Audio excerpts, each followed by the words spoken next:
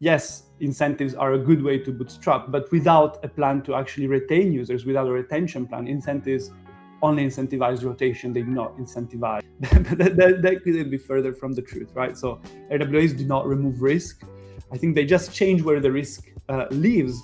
Some RWAs exist on chain simply because they cannot get any smart capital off chain, and so they're trying to leverage, let's say, the stupidity of some DeFi users, or I would say the lack of knowledge, right, around some products. It's a bit early to fully delegate capital to AI. The ways you can do that now, again, could very well exist without AI. They're just hype, in my opinion. I've been through 3 bear markets, and despite what some feel, I feel like this is really one that's putting our industry at a bit of an existential crossroad. Welcome, Luca, to Beyond the Yield. Excited to have you here, and hopefully we'll have a nice conversation. So yeah, let's kick it off. Maybe you can tell a bit about yourself, about Telos Consilium, right? So that, yeah, all the listeners will have some background about how you ended up here. Beautiful. Yes, thank you very much for having me. Not my first time talking with you guys at the I really love the work you're doing. Very happy to intro myself. I've been in the space professionally with Telos Consilium since 2021. We've been advisors for projects, especially projects in the pegged asset space, whether that's LSTs or stable coins. Before that, I run a cleaning company. That's actually how I got into crypto, in the context of optimizing the treasury and doing treasury management for this cleaning company. Also a little bit of let's say, uneasiness with the banks, right? And all of that led me down the rabbit hole starting 2018. 2021, I decided to hire a CEO for my cleaning company, and I was able to start Telos Consilium, which is my full-time crypto venture. We have a small team on the advisory side. Last year, we made the decision, in the context of our advisory work, to also start hiring technical folks to develop smart contracts. We've done so for a project called Yuzu Money, which is a $70 million InTVL project on Plasma. They're both clients on the advisory side and on the technical one, which ultimately led us to the realization we mastered the go-to-market, we mastered the smart contract development. What's stopping us from doing our own project? And that project is called Casa, which is expected to go live very soon. Actually, already has a couple of interesting products on Euler live now. And so it's an interesting journey from, let's say, opportunistic, entering the space for opportunistic reason, then seeing a professional opportunity on the advisory space, bringing my traditional business opportunity into Web3, and now actually finally building products in Web3. I think it's an interesting journey, but everyone in the space has a unique story, and it's always interesting to learn about each and every one of them. Yeah, that's definitely quite a journey, from cleaning service, right, till like actually building DeFi protocols. But yeah, quite a lot has passed. Okay, so yeah, maybe let's then start with a simple one, right? Like, you've been working, as you mentioned, you started with treasury management, right? And you work with a lot of DeFi protocols. So yeah, maybe like we can speak about like more about the yields. And to start with, could you maybe go into like, where does the on-chain yield actually come from, right? Like, is it all just rewards redistribution, like, is it just farming, right? Like, if we take some words from 2020s and 2021s. So yeah, maybe you can explain to the listeners, like, where the yield is actually coming from, like what are the type of yields, right? Like, you've been involved with like these LSTs, as you mentioned, since a long time ago. So like, maybe you can name some like of the most sustainable yield opportunities, right? And at the same time, which ones are on the other side which are not so sustainable, right? So like, maybe we can start with that. Yeah, that's a very interesting question, right? And this is a space that changes so frequently that if we were to have this conversation, let's say 3 weeks from now, 2 months from now, my answer could be different. So maybe let's start with some fundamentals, right? Where does the yield come from? And let's say generally speaking, in finance, the yield or the premium, the return, let's call it a price, right? It's a price for a risk that an investor had to incur. In the case they incurred it successfully, they're able to recover, well, their principal plus the premium, which is the return. So I would say this is kind of the core concept of it. You exchange risk for returns, and you cannot really fully decouple from this. Even in DeFi, even devs cannot cook something that fully decouples risk with premium and risk with return. So you can say that APY is kind of the output, where risk is the input. So every yield as a payer, somebody's paying for that yield. You can think even some, let's say, vanilla strategies like liquidity providing. Well, those generate yield because users are willing to trade. And so every time assets are traded, well, as a liquidity provider, let's say on Uniswap, you're exposed to the risks of those two tokens, to the smart contract risk. And well, if those risks do not incur, well, you are rewarded with a price. But if they happen, then you are the one actually, having to eat the loss. So there are always these counterparties that interact against each other in a very delicate equilibrium, and then it's indeed very hard to find sustainable, long-lasting yield sources. Because they tend to the alpha tends to decay, right? So over time, yield sources become known, and people start to leverage them more and more. Value is starting to be extracted more and more. Maybe also the size of the opportunity decreases, and so the yield decreases. And for some, becomes maybe not good enough yield, risk-adjusted opportunity anymore. And so you have to rotate and kind of. You're in this kind of endless cycle of finding alpha, finding new opportunities, which by definition is unsustainable. So there is no real safe strategy that I can share with you now that's going to work. When the listener is going to have the opportunity to learn about this podcast, it's a continuous job that you need to perform endlessly, and that's why DeFi has become, in my view, a little bit too complex for the average player. For myself, as I was, when I started my journey in the space 7-8 years ago, this would have been way too complex of a space with too many things to be mindful of and too many attack vectors to monitor. So the allocation in DeFi is heavily professionalized now. Most of the sticky long-term capital is placed by long-term professional allocators, which are also called curators, etc. And so I think if you want to have this kind of role in the space, this is kind of the way you have to imagine this happening for you. Now, you mentioned incentives. Incentives are very interesting because they have been able, especially until recently, last year, to kind of skew a lot the risk-adjusted profile of a lot of products. Say, you're expecting 5% in terms of risk-adjusted returns, but then there are incentives on top and the yield is suddenly 10%. Well, now this is a very interesting opportunity, and that's why a lot of capital really fled to farming incentives. And in a way, as an industry, we have, unfortunately, realized that we have incentivized a lot more rotation rather than stickiness, presence, real engagement, real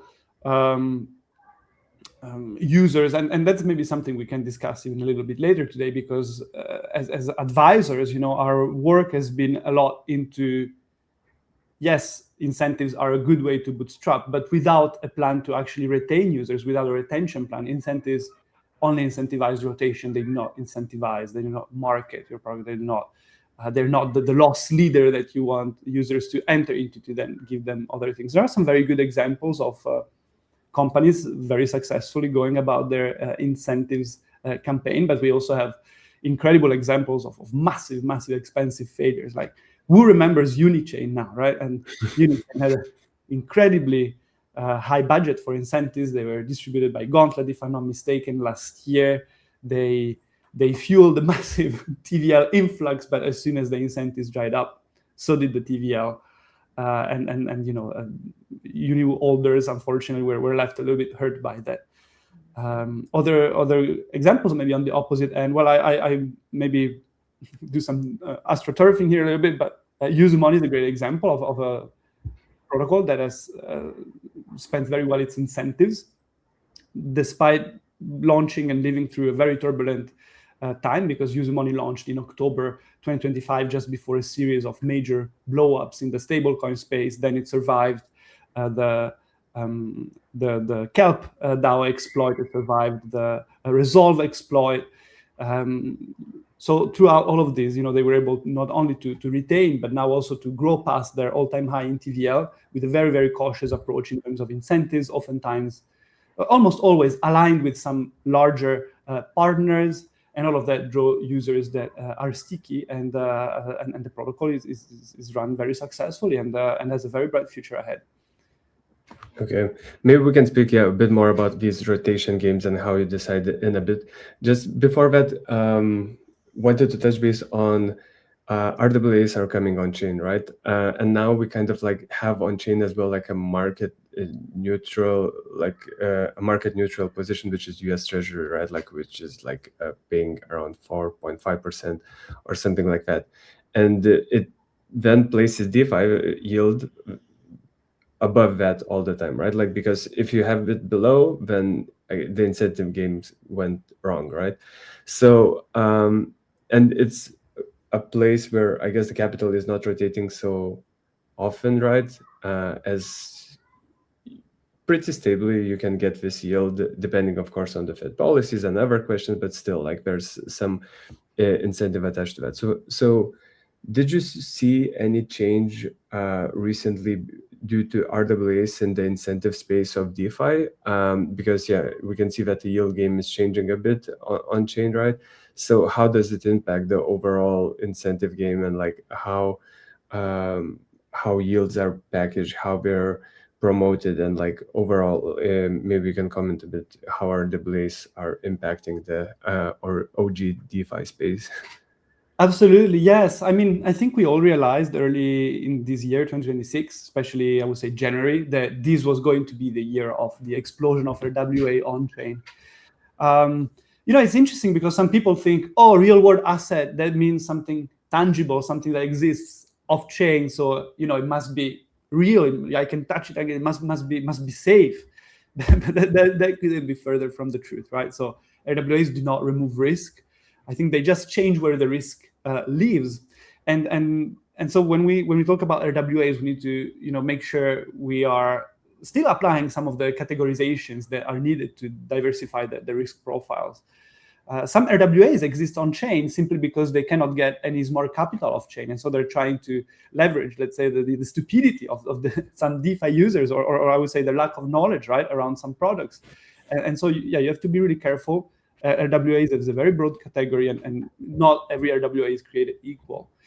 They're definitely forcing curators and users alike to become credit analysts, lawyers, to have very deep operational due diligence teams, not anymore just smart contracts or other more known assets and ways of doing due diligence. That's why, by the way, we shipped Telos Skills. So little plug here. Telos Skills is a free-to-use AI skill that allows your favorite AI to run deep due diligence on all kinds of assets, but it was really created with RWAs in mind. So at Telos, we do a lot of due diligence for curators. We have also published some of it. In February, for example, we published some due diligence on MainStreet, highlighting some gaps in the construction of the protocol, and indeed a few months later the protocol kind of blew up. We also more recently done a due diligence on CoinShift, which is instead doing quite well. It's being built quite solidly, and that's also thanks to the foundation that this due diligence gives. You mentioned something critical. The spread with T-bill, at 4.5%, there are a lot of opportunities and a lot of capital in DeFi sitting below this hurdle rate, and so one is right about asking, what is it doing there? It doesn't make any sense. What is there some hidden incentive that those people are receiving from a purely rational standpoint? This doesn't make any sense, and I kind of tend to agree with this feeling. If the T-bill rate is considered the risk-free rate, if your capital is sitting in a smart contract in a self-custodial wallet, below that, it's you're actually losing value. Now, not everybody is about optimizing to the maximum their portfolio, and so you can expect some lag, but the size we're seeing now is a little bit higher than that. But it makes me optimistic about the future of the space. If every player plays the game in the optimal way, then there is no game to be played at all, right? I think next to RWAs, another interesting category is the one of market neutral strategies. So we've seen Ethena pivot from a purely market neutral kind of tokenized fund to a more heavily RWA allocated fund itself. And so those are interesting, especially now that we are the day after the Ethena Security Council just renewed their votes, not without drama. What I want to say is that even market neutral does not mean risk neutral. So when you hedge market risk, again, you do not eliminate the risk. You reveal some of the risk that the protocol can hide underneath it. And this is shown in some of those last series of blow-ups as well. The space remains very, very interesting. I really like how RWAs in DeFi gain from day one the advantage of being composable.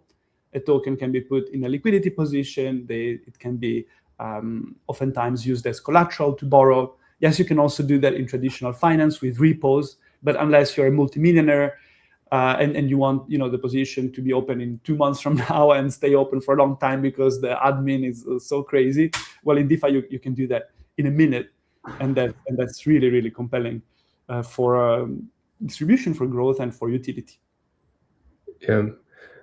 Interesting that you mentioned different risk levels, and I wanted to ask you, like, how should an investor compare, like a treasury rate of 4.5%, let's say, with market neutral fund, which generates what, about like maybe up 10%, right? Without looping, I guess. So like, how should investors compare it? Like, how can you actually calculate the risk that you're putting when investing into one or another? As you mentioned, there's some also like fundamental risk with the treasury yield being on chain and self-custody, but like at the same time, it's kind of treated as a safest investment, like a safe haven, you can call it like that. But then when it comes to market neutrals, it can sound quite safe, but then you are really depending on like back-end operations by that organization, right? So like, how should investors really compare it and evaluate these opportunities, and how to make decisions, where to invest, how to make your capital work the best? Because of course you want a better yield, but you don't want to lose it at any point of time. So like, how do you decide it within the Telos, right? And when you advise to other treasury management organizations? In one word, the Telos skills. Telos skills is able to explain to you what the products do, and based on what they do, you can decide if you're comfortable for that, right? It reminds me a little bit what we're seeing. Your question reminds me a lot of what I was asked a lot, maybe in 2020, 2021. What coin should I buy, right? What coin is right for me? What coin is gonna pump? And there is really no right answer that fits all. Everybody has different risk tolerances and has different objectives with their own capital, both in terms of the returns they want to achieve, the duration over which they want to deploy it. And so you cannot really just give an answer that fits everyone. The job of an asset manager is also to, actually reveal, the risks that are underlying the product. You can never really escape the risk ladder. The risk ladder says, well, if a product gives no return, then generally, or very low return, generally is considered the safer, right? Then, as you move up on the risk ladder, you get, yes, more return, more price. But why are you getting more price? Well, because you're incurring more risk. So you can always find opportunities that are, let's say, risk adjusted in a way that you think like the market has not priced risk correctly.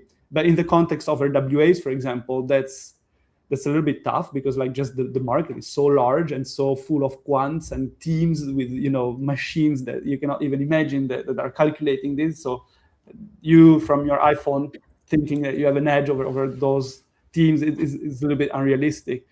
On chain, still, I would say you can find some of this. For example, Money has a senior tranche that currently yields about 8%. It's done mostly through looped strategies.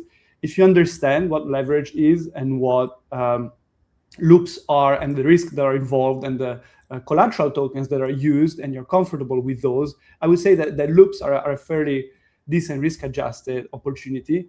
They rely very heavily on more passive, less institutional, less smart capital sitting as lending liquidity.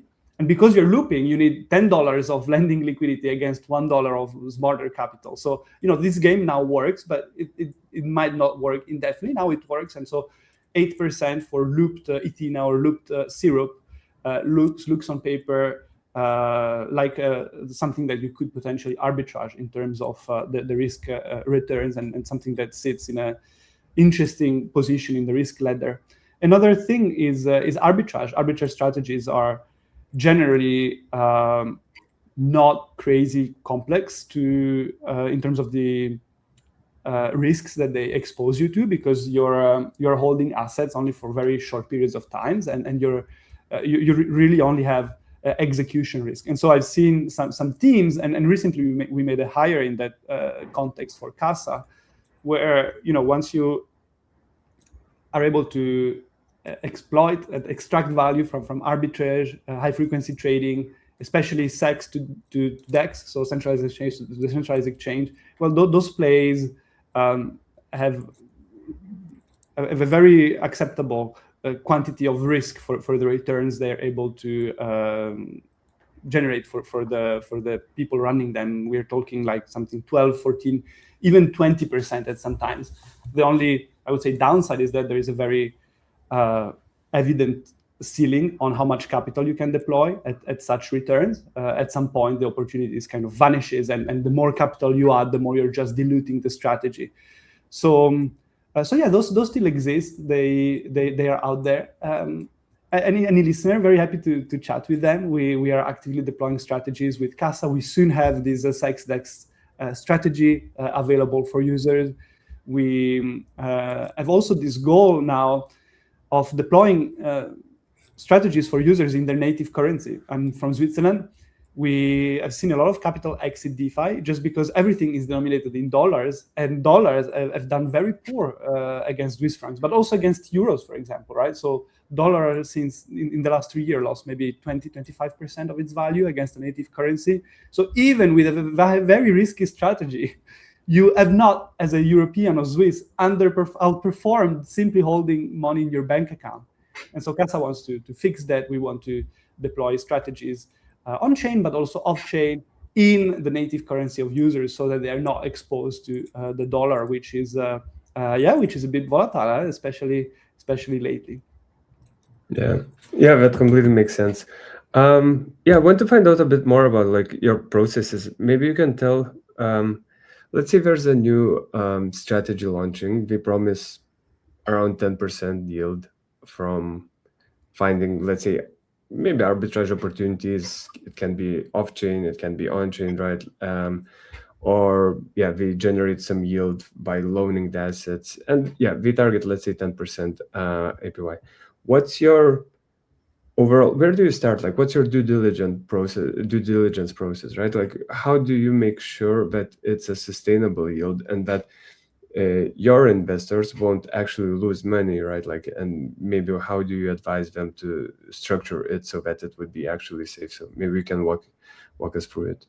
Yeah, that's a very good question. It's hard to find now lending opportunities at 10%. They imply that you're lending to something that's yield actually higher, with the promise of your capital potentially being more liquid, but actually being the first that goes under full stress the moment there are issues with redemptions.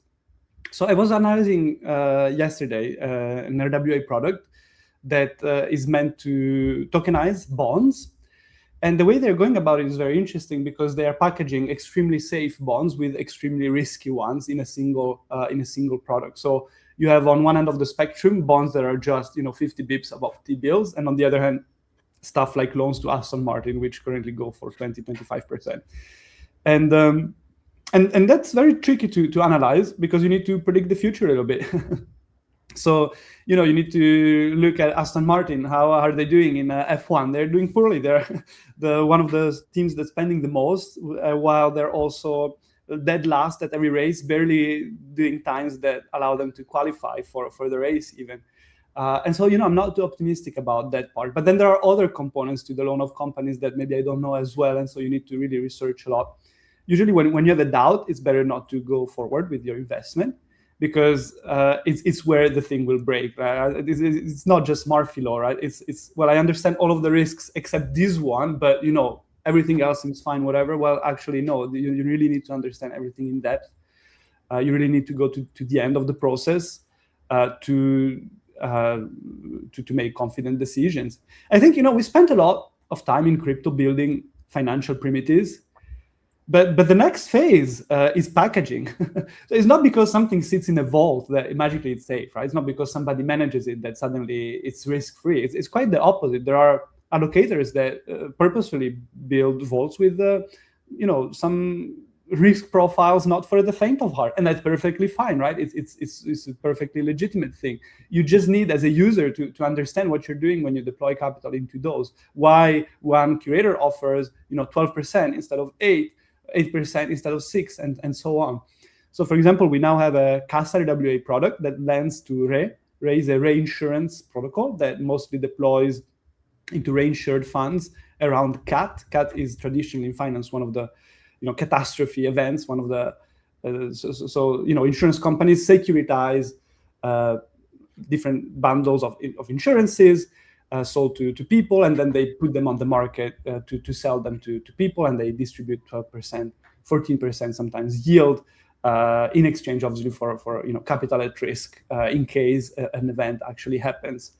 But if you distribute geographically enough, and in the case of RE, if you also have tranching in place with a junior tranche, a mezzanine tranche, and then the senior product, well, we did make the decision that this was a good risk-adjusted opportunity, yielding about 11%.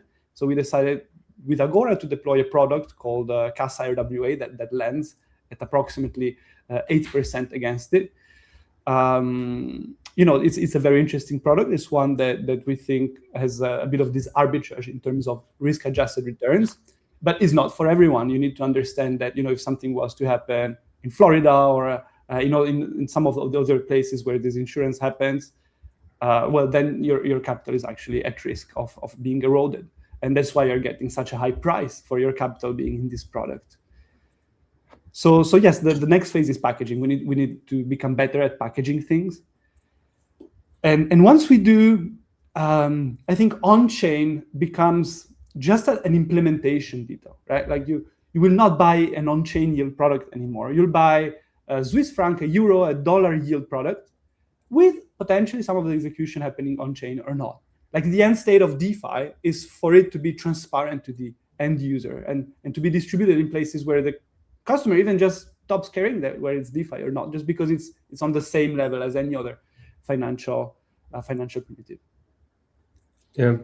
Yeah, makes sense. And you touched quite a bit. It's about also about diversification and allocation. Like, how do you choose where to allocate the capital to? And as you mentioned, for example, this DeFi protocol that you mentioned, it has a partially Aston Martin bonds, which we probably added just to increase the yield, right, and make it more attractive, and it would lead you to a rejection. But for example, let's say it's a Ferrari bond, right, which is probably more secure, and they're now kind of performing quite well.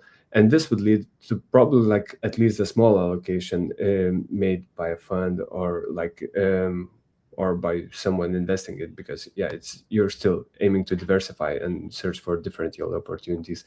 The other might be what you're launching with Casa, the RWA product, right? Also, you want to allocate a bit to that in order to potentially get more yield. So what actually justifies doing at least a small allocation, doing a huge allocation, going basically all in, right? Or rejecting it right away? So well, if you are loaning money to Aston Martin while also shorting their stock, potentially you have what could look like a delta neutral position. It's not at all, but potentially you have a hedge on your play, right? And so you can look, how much does my hedge cost? Oh, it cost me 17%. That means I'm comfortable loaning to Aston at 20, right? So every product has a sense for someone, at least the ones with actual capital on them, right? Sometimes it's just capital doing a mistake, but overall you should assume that it has some sense, it has some reason to be there, and for some it makes sense. Not for all, right? If I'm not short on Aston Martin stock, even at 20%, I would not loan money to them. If I wanted to loan money at Ferrari, probably I can find some way to do it, but certainly not at 20%. I'm sure loans for Ferrari go for a lot less than that, just because Ferrari is not willing to overpay for money, for investments, and at some point you find the balance between supply and demand, a little bit like the spread in an order book, right? You find the acceptable rate of return. And those, by the way, are very sensitive to whatever is the Fed rate, right? So now that interest rates are a little bit higher, at least in the US, because in Switzerland, for example, we are still at 0%. So finding Swiss franc denominated opportunities is still quite hard because we're at 0%. But US is quite high. So if the rates were to increase further, then also those products, the yields will increase. If the Fed rates were to go down, obviously also those rates go down. We say as an industry that when rates go down, well, people then are willing to put their money into riskier stuff just because they want the same return, right? As a user, I want 8%. I don't care if it's 400 bips above spread or 700, and so people tend to deploy more into risk on assets. If you think about the last big bull run right after COVID that happened exactly in a context where interest rates were essentially zero, even in the US, and people were willing to take more risks to get their kind of hurdle of return. So yeah, did I answer your question? I think we've touched on so many things, and it's really so interesting to see the whole spectrum. Actually, now I'm thinking, so who eventually does due diligence better? Is it AI or is it human beings, right? Because you recently launched also like a quad skill for that, so maybe you already got the chance to test it out, and maybe you personally could do that level of due diligence, right, after spending hours or weeks, I guess, or even months of time. But what results are you seeing when AI is doing due diligence versus you? Where does it still maybe fail, or where does it do a better job? So what are your insights so far? Yeah, that's such a great question. I think where AI is very, very powerful is that it's able to not take the statements from the team at face value, but always verifies them essentially against the whole amount of publicly available information that you can find on the internet. There's still not a lot of information because a lot of founders maybe are members in communities where they may be known for having scammed or failed or rugged or behaved in a way that's not considered good. There are really a few groups. I would like to mention Yields and More here in particular that really have a nose for fishy stuff. They seem to really know what products are not as good as they seem, just because of their very long experience in this space and their nose, their good nose. So AI can never beat a good nose. But if a funder says, "Oh, I have this experience and that," and hides, the bad stuff, well, then AI will actually find the bad stuff quite soon, and you'll be able to confront them about it and already potentially raise a red flag.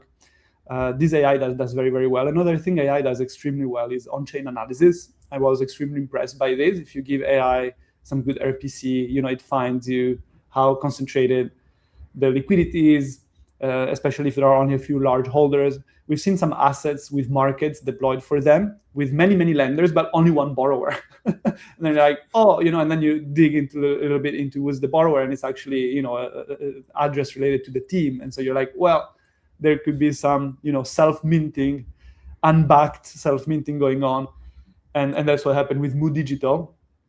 Mood Digital, another product which asked us to do due diligence on them, and we refused just because the amount of red flags was simply unsurmountable. We asked them, what's your process in case you have a wave of redemptions coming in? And like, no, but this will not happen. We don't have such process. Like, yeah, no, that's a tough one, a really, really massive red flag. But again, as a user, if I didn't have this direct line with the team, if I didn't have these tools and this team allowing me to analyze all of those things, I would be very scared to allocate capital in DeFi right now. It's really a landmine, right? Like, it's so easy to fake APYs. It's so easy to fake TVL. You can be a curator, but are you a good curator? Even good curators have lost money, right? With the Resolv hack, with the Kelp incident. Things can happen that as a let's say, everyday user, like non-professional user, you will spend a lot of money and have a very hard time preventing. So yeah, we are at this interesting kind of crossroad in the space where we have the financial primitives, we have interesting assets, we have composability, but we need to do some effort into packaging this better if we want to, onboard the next $1 trillion of capital on chain. Yeah, makes completely sense. So you launched a tool for due diligence, right? Like, when are you launching a tool for actual asset allocation, right? Making choices for you based on your risk levels and similar things. So like, how do you see like overall AI managing capital and actually doing decisions for you? Like, is it really going to happen? Like, are you going to trust your funds fully to AI, or human being will always be still in the middle, like making like its own biased decisions maybe? Oh, wow. Yes, it's way too early for me for full agentic allocation. A lot of those AI capital allocators could just exist without AI. They simply follow some script of, allocating to pre-selected opportunities and so on. I don't know a AI allocator that will actively find you new opportunities and build you complex strategies and allow you to find some, exclusive alpha that no other agent has. We're still a little bit far off of that. But yes, as allocators now, we manually build strategies that fit different risk profiles. Obviously, everybody cares about their users not being wrecked, but you also need to understand that there is a niche of people that are happy with riskier products and they happily deploy there. It's just important that as a curator, as an allocator, you do a good job at educating the people, making them understand, why there's a product that yields 5 versus one that yields 10 or 12. It's a bit early to fully delegate capital to AI. The ways you can do that now, again, could very well exist without AI. They're just hype, in my opinion. They are just really, it could be a few if sentences on a program, and it would do it, with so much better even potentially. But like some of our allocators bot, they run all without AI. We could say it's AI optimized, but it's not. So we are not going to say that. But others say they are. Well, they perform less well and they do a lot less. So. Yeah, with that said, again, I'm not think we're fully there yet. Yes, it will come though, as AI capabilities increase, especially as soon as there is the financial interest to build something so complex that I can actually find alpha for you in the market and find opportunities for you and have capital available. I think it will happen first on chain, then off chain potentially. Yeah, this is actually what I wanted to ask you. So how do you think the space will look like in 2 to 3 years? Because we're seeing like exponential growth in AI and also like in on-chain markets. So this seems like like both spaces should grow in the coming years, right? So maybe you have your own like insight or like like where do you believe this space is heading? Like where will we be actually in 2 to 3 years? I've been through 3 bear markets, and despite what some feel, I feel like this is really one that's putting our industry at a bit of an existential crossroad. Like if we do not really solve, this packaging distribution issue, well, we're failing to find the reason to exist as an industry in many ways.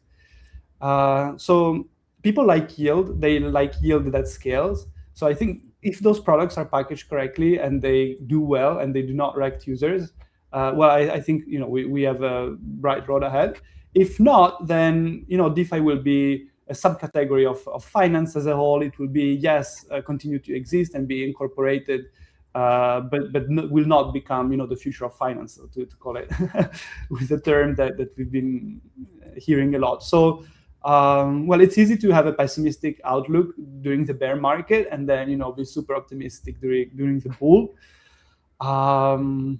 We were a little bit plagued by extractive actors that used the space for a quick gain rather than building for the long term. But a lot of convinced long-term principled builders are still around, and so I don't want to I don't think the bell of the last round has rung yet. I think we can still. We're still in for an interesting ride. Whether DeFi stays relegated to kind of a subcategory of the broader financial ecosystem or it fully overtakes it, I cannot say honestly. It depends a lot on the people that work in it and what they do. And I think at the end of the day, if you work here to give to others with love for what you do and with care for other people, I think it's down to what every individual does, but ultimately it's what will bring the industry forward and make the space more meaningful, even in a world so cruel and so down to earth in terms of being only answering the laws of maths. I think love a space. That's super interesting answer. Thanks for it. Yeah, maybe for wrapping it up, what's coming up for Telos, right? Like you started with advisory curation, now you're building your own tools, like you're building AI skills, right? Like you're really like getting your hands dirty and like trying a lot of different hats. So where do you see Telos going as a leader, right? Like where do you see opportunities, where you're trying to put more focus, maybe more, and what's upcoming in the next like maybe 6 months? Like what can people expect from you and your team? Yeah, thank you for asking. I think with Telos, we've round-tripped the advisory cycles. We've done a lot of it. We know we're good at it, and we're looking for our next challenge. Not that we will say no to those kind of opportunities, but I think we're a lot more interested now in building and developing our own products. And so Telos Consilium is essentially the service provider of Casa, right? So Casa has become kind of the main name brand where things happen. And the mission of Casa is to deploy managed strategies in the currency of choice of the user, whether that's Swiss franc, euro, dollar, ETH, right? Whatever is your currency, we have a strategy for you.